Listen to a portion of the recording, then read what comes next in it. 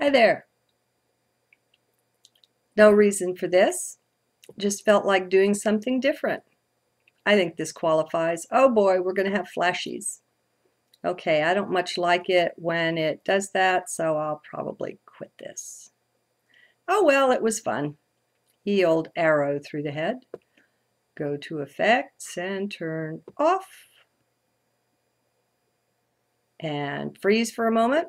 Okay, so we'll just get cozy again. Hey there, how goes it?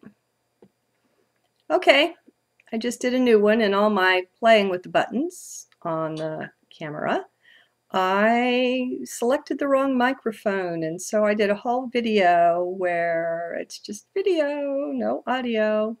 Back to do it again. 2 of 2, language structures consciousness. Don't hex yourself. Okay, and this is from 11:15, the first one of that day, 12:09 a.m. Mayan Day 5 Flint. So let's try it again, shall we? Well, here we go again. I no sooner finish the last journal than the next one starts to arrive. This really feels like a fourth journal from yesterday, but there we have the darn clock, which has us fairly convinced that it's tomorrow already, just because it's past midnight, even though the dawn is nowhere near. It is so strange, the things we have come to take for granted that are just freaky or stupid on this planet. I mean, it's bizarre. It is so obviously night. Okay, so instead, it's the first journal of the new day. Yeah, right. After you've spent some time and gotten at least somewhat used to watching your use of language per the 1 of 2 video, simply watching and observing self, what comes next? Well, now that depends. How comfortable are you? How settled in are you with observation? Are you meddling and tinkering, trying to change your habits, edit yourself, or are you being successful in simply watching? Now, if you are just watching, hooray! If you are not, then you haven't made it far enough yet into heart with your observing. Now, this is alchemical. There's some surrender that goes with it. Perhaps you've heard me say that word maybe 100 times or so, surrender and let go. That one whom you currently think you are, who is tinkering and tampering, that is the mind. That is not you, not the being, not the deeper self. You've got to let go of that. So, let go for a change. Just let go. You can relax, you know. It's really okay to do that. Just take it easy. Quit giving yourself such a hard time. Let mind take the back seat, or at least the passenger seat, for heaven's sake, and for yours. Let the being, the real you, take over the driver's seat. You just get to be passive. Just sit and watch as the observer. Don't try to fix a single thing. Let yourself go. Let yourself be. Not yet. Then we can deal with what comes next. You're not ready yet if you're tinkering. Now, for those who are finding their way, being okay with just passively observing, at least part of the time, what is next for you? Well, let's give you a bit more focus for your observing. Nothing huge. No need to take any action yet, aside from recording or journaling in your notebook your observations. And that is strictly all. Leave all else alone. Now, next in your watching, I want you to pay attention to how you're working against yourself. We all do it. Any negative comment or thought about self, any self-deprecation, watch that closely, all the while remembering how the subconscious mind takes its literal marching orders. So watch how you tie and bind yourself with your language. Watch the orders you're giving to the subconscious. Watch especially for all I am statements. These are the most powerful things we say. Notice a word like sick, angry, or upset following the I am. You just hexed yourself. And notice I wouldn't even write it in a sentence there, you know? I had to flip my sentence around in order not to say that. These words are powerful. Do you see? You even use the name of God, so the Bible says to do it, the I am that I am. We partake of that name in our oneness with Source. It is a serious statement, any I am statement. Now, as I said before, no need to change anything just yet. If you can just relax enough, really sit back and watch this life of yours, you'll be amazed at what will happen. Now, don't watch from the mind. You need to be in the heart, or this thing won't work. But to have the full magic take place, it won't be you taking any action. Instead, you'll just sit back and watch the action happen somehow through you. Don't question this yet. Stay in heart. Wait until you see it happen, and then there will be little need for questions. So keep watching. The next thing to watch is how you polarize, how you take a stand for or against this or that part of life. Watch yourself judging things, people, institutions, political parties, pets, it doesn't matter. They're all a part of this life that is you. So watch yourself taking sides and just note down what you see. Note down too how that feels as you watch. Your feelings are crucial, they're key, they're critical. This is where your instruction comes from, but I get ahead of myself. Remember, as you stick to heart, you're getting tutoring, the divine kind. It'll come across as intuition or gut feelings or just sensings. You'll begin to recognize the divine thumbprint when it appears. It's the still, small voice, and this is often how it manifests, just a hunch. Note down whether you follow those hunches. Later on, you'll be able to note the outcome. Leave some space. It's a self-correcting mechanism handled well. Stay in observer mode though. No second guessing yourself. Just watch how you naturally handle things. The learnings contained there. The more you stick with your sensing, with your feelings, the closer you'll be to getting it right. Getting it right equals letting it go and just watching. I keep saying that, but it is mighty tricky to get free of the mind, and this is the critical phase. It always wants to be up and doing, to be tinkering, fixing, correcting, making things better, so it thinks. Usually not though, right? Well, just watch.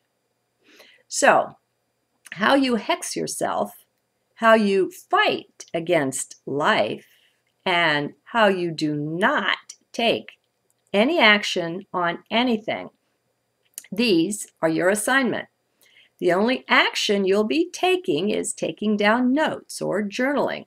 Either way, doesn't matter. Just keep a record.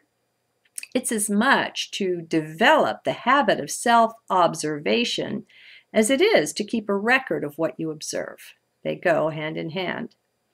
Now, for those brave enough and crazy enough to let go of their life to this extent, the wonderful treat will be manifesting soon. I can't tell you when, but I do hope you will place a comment on one of these two journals when it happens for you. What is that? The first time you are not the doer of an action. The first time you're the watcher as the action just happens, absent any forethought or planning. Absent mind. This has an amazing feeling to it. One can't really tell you about it and have it get across through the words. This one you must feel for yourself. It's really cool. And I bet there's probably not 1 in 10,000 people in the world who have felt it before. But you will, if you persist. It's totally amazing. You'll know you have sufficiently disidentified from the persona, the person you once thought you were, when you see this start to happen. What's going on, the way I see it, is that your own higher self has taken control. Now, actually, I don't see it in any way, but if I was going to conceptualize it, this is probably how I would do that. Higher self can only do this because of your surrender, your observation, and just watching. Every bit of tinkering and correcting yourself that you do, it just sets you back from receiving this most special gift. It is awesome, it's divine, and it's kind of spooky too, I've got to admit. It's really like falling back into the arms of the beloved. It's just trust. It's beautiful. I'm really excited for you too. This is really special, a special milestone. This will be like anything you've ever done in your life, probably in many lives. Who knows, right? Who is to say? Until we've had the direct memory for ourselves, the direct experience, it all just sounds kind of strange. I know, believe me, I do. I was raised Catholic, and this is a far cry from that. We've got the direct heart connection to Source, to God, that most religions don't account for. You know, they want to put something in between as if we're not worthy or something. This is giving the reins over to Source in a tangible way.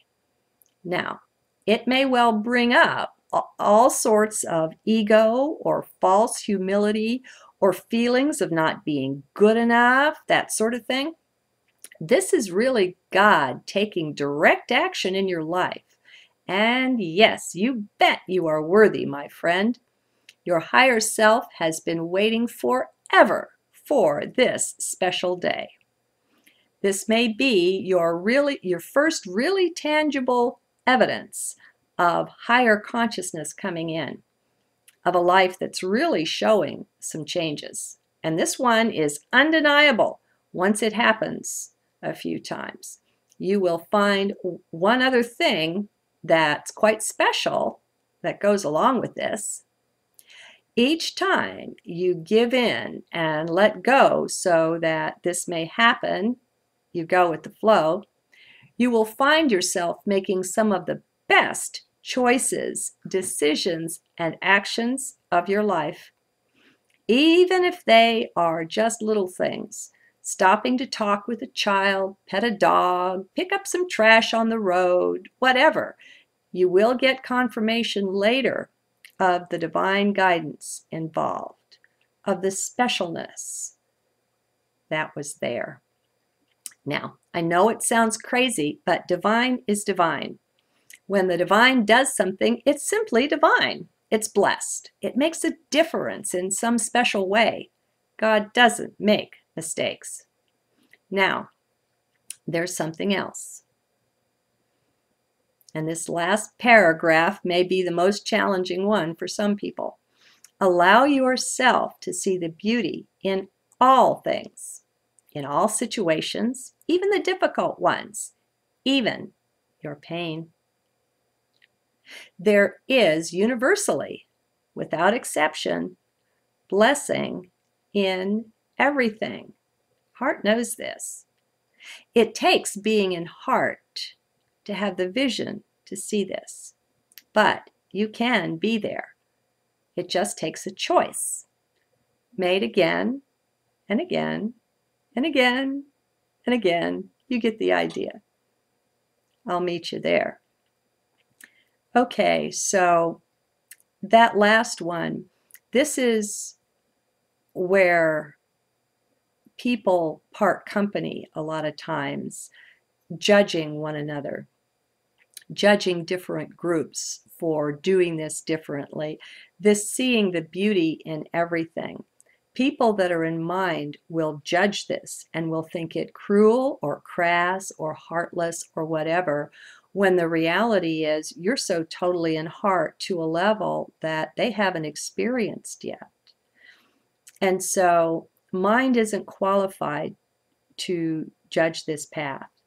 I don't think it's qualified to judge anything, but certainly not this. There is divinity in action everywhere. Just like I say, the word problem is no longer in my lexicon. It's a false concept. There's no such thing. Everything is an opportunity, no matter what.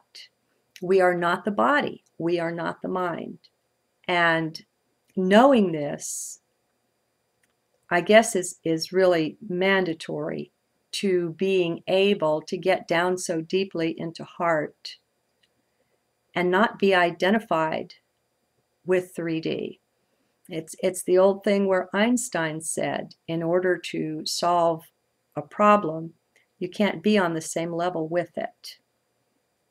Okay, so we have to go within to see and understand this. And it's really deep, I know it is, but it's also real. I live this way, folks, and I have for many years. Everything is a blessing. And it's your own personal relationship with God. You don't thank the pain that comes to your door. You know, I'm not saying that. The thanks is to source, because everything is custom designed with the greatest possible love. Everything is brought to you in your life with ultimate love. It's just in us not being able to see it. We project all of our problems and all of our mental garbage on life. And so we're not seeing with eyes of heart. And it is a magical kingdom. I'll say this again and again, the kingdom of heart. Jesus said, many have said, the kingdom is within. It's the rules are different there. It's just really different. So, like I said at the end of this one, I'll meet you there.